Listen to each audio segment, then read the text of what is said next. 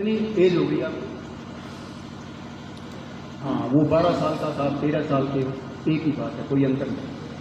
वो बच्चा ये सारी चीजें देख रहा था बैठा हुआ, और उसने ये विचार किया, अरे आर्य समाज की विचारधारा तो ऐसी है जिसका कोई विरोधी भी पूरा बल लगा करके खंडन कर ही नहीं सकता, विरोध कर नहीं सकता, तो आर्य समाज तो बड़ी कमाल की चीज है।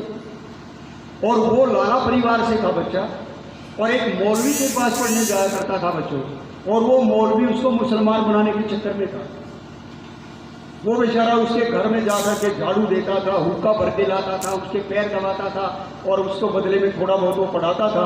यहाँ तक कि जब वो बच्चा भोजन करने लगता था तो उसके खाने में थूक भी दिया करता था।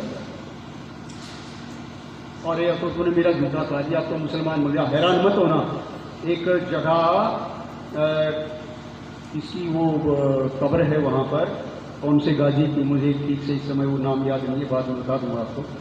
वहाँ के जो मौलवी हैं, जब हिंदू लोग वहाँ पे मत्था टेकने के लिए जाते हैं तो पहले उनके मुंह पे थूकते हैं, फिर जूते लगाते हैं।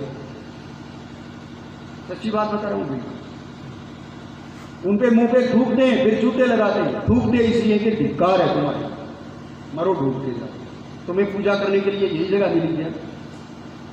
और जूते लगाते हैं, तुम्हें थूकने से भी अकल नहीं आई तो खा चढ़ाता।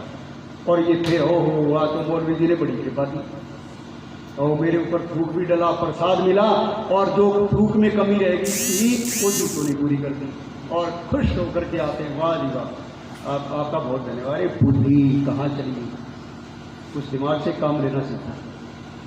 तो वो उसके भोजन में थूक भी देता था, और घोर पौराणिक परिवार से वो बच्चा था, और उसके पिता ने एक गुल्लक रखी थी जिसमें वो 6 पैसे प्रतिदिन डाला करते थे, और ये करते थे कि जब इसमें पैसे धन इकट्ठा हो जाएगा तो इन पैसों से एक मंदिर बनवा दूंगा। और वो बच्चे के दिल में जिस समय परिवर्तन आया, वो आर्य समाज का ऐसा क्रांतिकारी योद्धा बना, ऐसा अद्भुत मेधावी व्यक्ति बना कि जिसके हम गीत गाते आ सकते नहीं। नाम था मनसाराम वैदिक तोप। मनसाराम वैदिक तोप, उसको वैदिक तोप के नाम से जाना। और जो पैसे उसने उनके पिता ने इकट्ठे किए थे, उन पैसों से जब पिता की मृत्यु हो गई तो उन पैसों से उसने ग्रंथों का प्रकाशन किया, आर्य समाज के ग्रंथों का प्रकाशन किया। ये आर्य समाज की विचारधारा ऐसी है, इसको हमें समझने की आवश्यकता है। प्रत्येक शब्द वेद का एक टेक्निकल टर्म है, उसको वो पारिभाषित शब्द है, उसको समझने की आवश्यकता है।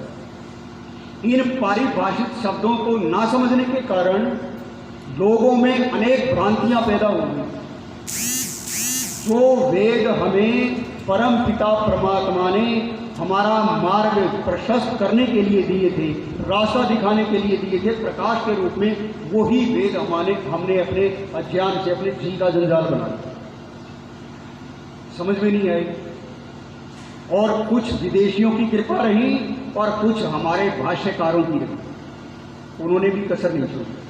सायण ने, महीधर ने, कुंवट ने, रावण ने, वो रावण मत समझ लेना आपने रामायण में, ये अलग था जिसने वेदों का भाष्य इतने अश्लील अर्थ वेदों के कर डाले कि जिनको मैं यदि यहाँ से आपको बताना चाहूँ तो उठ के भाग जाओगे, और ये कहिए कैसा दिमाग खराब हो गया, क्या क्या भाषा बोलने लग गया। और कितने दुख और शर्म की बात है कि आज भी आर्य समाज का इतना प्रचार प्रसार होने के बाद भी हरियाणा की यूनिवर्सिटियों में भी सायण और महीधर का भाष्य पढ़ा जाता है, महर्षि दयानंद के भाष्य को स्थान नहीं है। महर्षि दयानंद का इतना उत्तम भाष्य, पश्चिम के लोगों ने कहा कि ये वेद तो गडरियों के गीत हैं, और मैं आपसे कहता हूं कि ऋषि दयानंद की दृष्टि का चश्मा अपनी आंख से उतार करके रख दो, वेद तुम्हें गडरियों के गीत के अतिरिक्त कुछ दिखाई नहीं देगा। इतनी बड़ी कृपा है ऋषि दयानंद, एक एक शब्द को खोल करके वेद में कैसे प्रवेश करें। अग्नि शब्द वेद में आया है अनेक स्थान पर, और ऋग्वेद का तो प्रारंभ ही अग्नि से होता है। अग्नि मेड़े पुरोहितम यज्ञस्य देव ऋतिजम होतारम रत्न धातु। आधुनिक विज्ञान इस बात को बोलता है कि मनुष्य का विकास बंदरों से हुआ। हमारे जो सांसद हैं आदरणीय डॉक्टर सत्यपाल सिंह, मुंबई पुलिस के जो कमिश्नर थे पहले, उन्होंने संसद में ये भाषण दे दिया कि हम बंदरों की संतान नहीं है, मनुष्यों की संतान है। हमारे पूर्वज पशु नहीं थे, बहुत उच्च कोटि के बुद्धिमान ऋषि थे, वैज्ञानिक थे, साइंटिस्ट थे। तो कितनी आपत्ति हो गई लोगों को, हंगामा मच गया, नहीं हम तो बंदरों की औलाद है। तो मरो, जो बंदरों की रहना चाहते हैं तो बने रहो, हमें क्या आपत्ति, बंदरों की छोड़ के किसी और की हो जाओ, तुम्हें नहीं पसंद।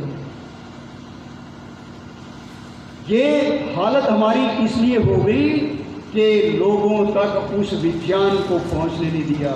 आर्य समाज के लोगों ने जो पुरुषार्थ किया है वेद का ज्ञान जन जन तक पहुंचाने का।